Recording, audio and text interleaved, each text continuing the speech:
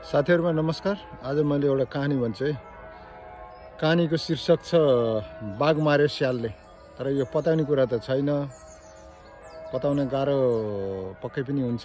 त्यही भएर यो पुरा सुनिदिनु होला कसरी मारेको रहेछ भन्ने। कुनै एउटा जंगलमा बाघ बगेनी बस्ने रहेछन् एउटा ओडारमा। त्यो ओडारको अलि पर एउटा स्याल पनि बस्ने रहेछ। स्याल यस्तो जग्गामा बस्ने रहेछ ठ्याक्क ओडार देखिँदो रहेछ।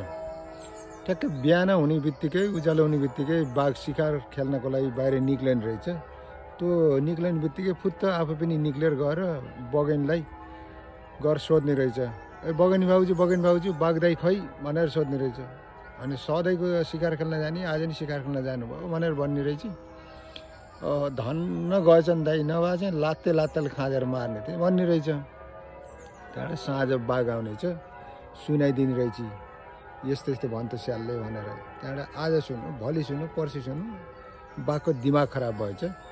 एक दिन भनेछ, ए बुढी ल म चाहिँ यहीँ ओडारको यस्तो चाहिँ उसमा कुना लुक्छु, त्यो चाहिँ सोध्न आउँछ। त्यसले चाहिँ ठ्याक्क चाहिँ त्यही भन्दाखेरि शिकार खेल्न जानुभयो भनेर भने सधैँ चाहिँ भनेर भनेछ। हुन्छ भनेछ। ठिक्क बिहान चाहिँ उठेछ, सधैँ चाहिँ जान्थ्यो, त्यो दिन नि गएछ। त्यो दिन चाहिँ बाहिर जङ्गलतिर गएको देखिन्छ बाघलाई। स्यालले सोचेछ यो चाहिँ म उठ्नुभन्दा पहिला नि गएछ क्या हो भनेछ र त्यहाँबाट गएछ। गएपछि ओडारभित्र पसेर भनेछ, ए बगेनी भाउजू बाघ दाइ खै भनेछ। सधैँको चाहिँ शिकार खेल्न जाने आज नि शिकार खेल्न गइसक्नु भनेर भनिन्छ। त्यहाँबाट ओहो धन्न गएछन् दाइ, नभए चाहिँ लात्ते लात्तेले खाँदेर मार्थे भन्न के पारेछ। ए मलाई लात्ते लात्तेर खानेस् तल्लाई भनेछ र कुनाडे निक्लेर च्याप्पै खुट्टा साँधेछ। स्याल बाटो बल्ल बल्ल बाघको उसबाट पन्जाबाट फुत्केर भागेछ। अघि स्याल पछि बाघ जाँदा अलिक पर जाँदाखेरि एउटा ठुलो पिपलको बुटो धोत्रिएको रहेछ। धोद्रो बुटाबाट चाहिँ एउटा पाखुरीको बुटा निक्लिएर रहेछ, पलाएर रहेछ। स्यालको पालो अब कति भाग्नु, अब उसले भेटाइहाल्छ भनेर त्यही धोद्रो बुटाभित्र खुसै पसेछ। स्याल त सानो खुसै पस्यो। बाघ चाहिँ पस्न खोज्यो, पस्न सकेन।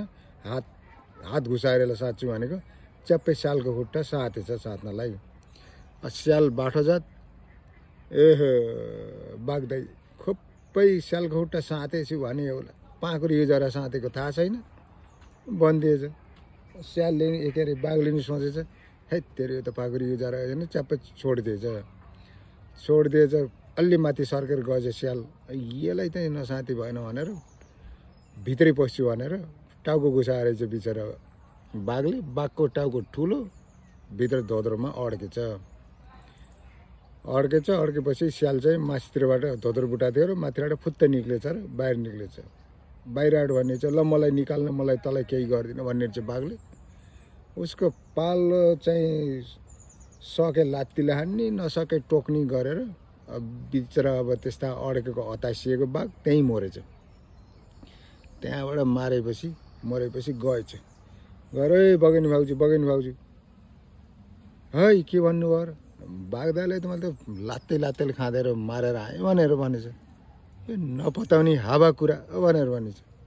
अनि तिमीले चाहिँ नपताउने भए गएर हेर नि त, ओ पर त्यहाँ पिपलको बुटा ठुलो त्यो यो धोद्रो बुटा छ, त्यहाँ गएर हेरेर आऊ भनेर लगाइदिएछ।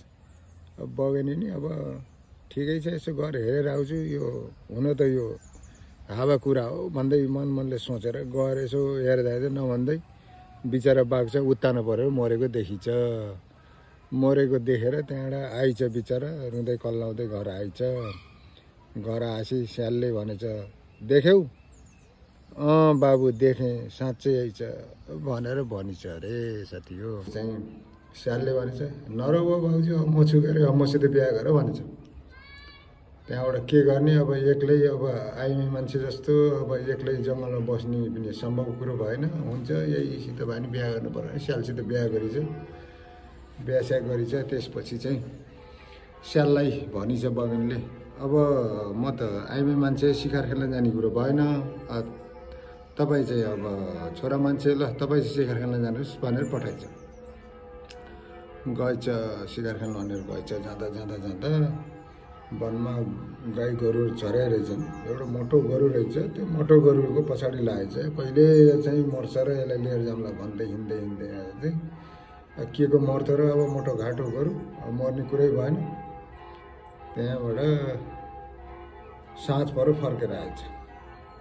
त्यसपछि घर आएर बगिनले भनेछ खै सिकार ल्याउनु भएको भने, कहाँ सिकार गर्न एउटा ठुलो गोरु थियो, त्यसलाई चाहिँ दिनभरि त्यसको पछाडि लाएँ, यो चाहिँ कहाँ घगरको हुन्छ र लिएर जाउँला भनेर मर्दै मरेन, त्यही भएर म त्यति खाले आएँ भनेछ। ओहो आज उसरी भोकै सुत्न पर्ने भयो, उसरी ल भोलि सँगै जाउँला, कहाँ हो मलाई देखाउनु होला भने। त्यहाँबाट हुन्छ भनेर त्यो दिन अब राति सुतेछन्। अनि बिहान उजेल भएछ, सिकार खेल्न गएछन् बुढाबुढी भएर। कहाँ हो भन्दाखेरि यो चौरा, त्यहाँ जाँदाखेरि नभन्दै त्यहीँ चरिरहेको छ।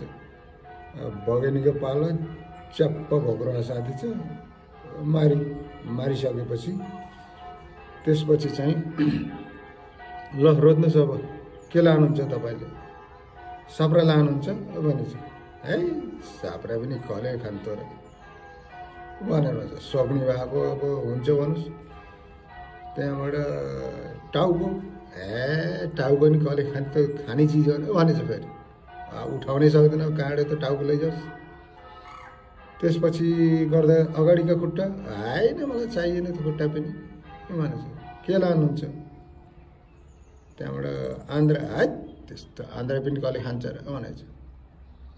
त्यहाँबाट मुटु भनेर भनिन्छ, आइयो भनेछ। त्यहाँबाट कलेजो, आइयो धन्न धन्न त्यहीँनिरैको भनेर भनेछ। फोक्सो, फोक्सो पो खाने हो, मर्दको खाना भनेको त फोक्सो हो।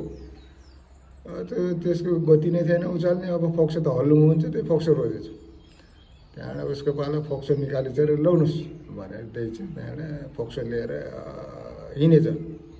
फोक्सो पनि अलि परसम्म त मुख हालेर गएको थियो। त्यसपछि अब उठाउने उपाय भएन, लतार्दै लिएर गयो। बगेनीको पालो गोरुसँग उठाइ लिएर हिँडी ओडारतिर।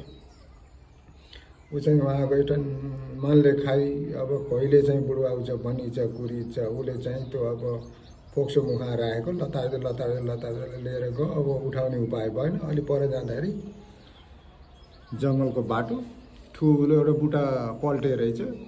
त्यो बुट्टामा चाहिँ यहाँबाट त्यो टुप्पातिर पुग्ने रहेछ लतार्दै लतार्दै। त्यहाँबाट फेरि अब फेदतिर पुग्ने रहेछ, त्यसलाई उफ्रेर नागेर जाने उसको उपाय भएन।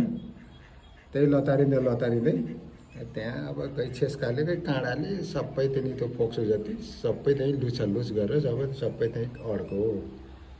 अब घर पुग्दाखेरि पुग्नुभन्दा पहिला नि त्यो मुखा चाहिँ सानो टुक्रा मात्रै रह्यो। त्यहाँबाट बल्ल ब्रुक्क उफ्रेर त्यो बुट्टालाई नाग्यो, धन्दै नाग्यो हाटी भन्दै त्यहाँबाट गयो। साँझ पऱ्यो, साँझ चाहिँ जान्छ त यत्रो मुखा चाहिँ त्यत्रो फोक्सो दिएको, गोरुको फोक्सो दिएको यत्रो मुखा लिएर गएछ। होइन यो फोक्सो कहाँ गयो त्यत्रो? के कुरा गर्छस् बुढी, तेरो पो कोही छैनन् यो जङ्गलमा? मेरो त कति छन् साथीहरूलाई सबैलाई अब एक एक टुक्रा दिँदा दिँदै सबै भ्याइयो भनेर भनेछ।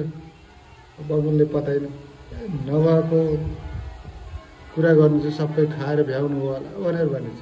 यत्रो फोक्सन मैले के खाएर भ्याउने, सबै साथीहरूलाई बाँडेर आएँ भनेर भन्छ। मैले पताइन तपाईँको कुरा भनेर भनेछ। नपताएकोलाई सुने